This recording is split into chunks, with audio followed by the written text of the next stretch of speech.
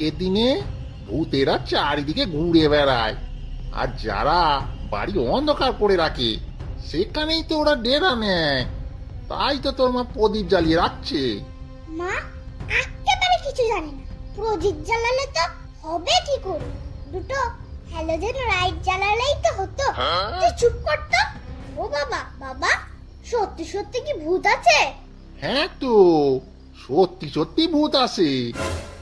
ওরে বাবা, ভূত!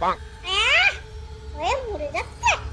বাবা জানো, আমি যখন অনেক ছোট ছিলাম তখন একটা ভূত দেখেছিলাম। আমি তাকে এমন মার মেরেছিলাম না, পুরো পগার পার করে দিয়েছিলাম।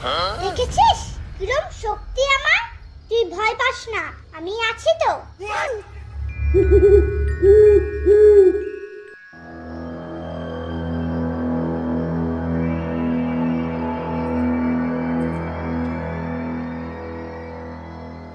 ধুর শালা, আমার এখনই হিসু পাচ্ছে।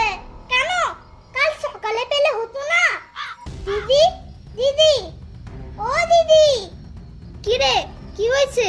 চুপ করে ঘুমা। ধুর ঘুম, আমার তো পেয়েছে। কি পেয়েছে?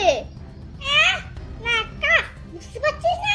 খুব জোরে হিসু পেয়েছে। পেট এবার ফেটে গেল। তাড়াতাড়ি চ। কেন? তুই যে ভূতকে মেরে পগার পার করেছিস, এখন আবার কি হলো? ফুটুর ডুব। তুই যাবি না এখানেই করে দেবো? না না, চল চল।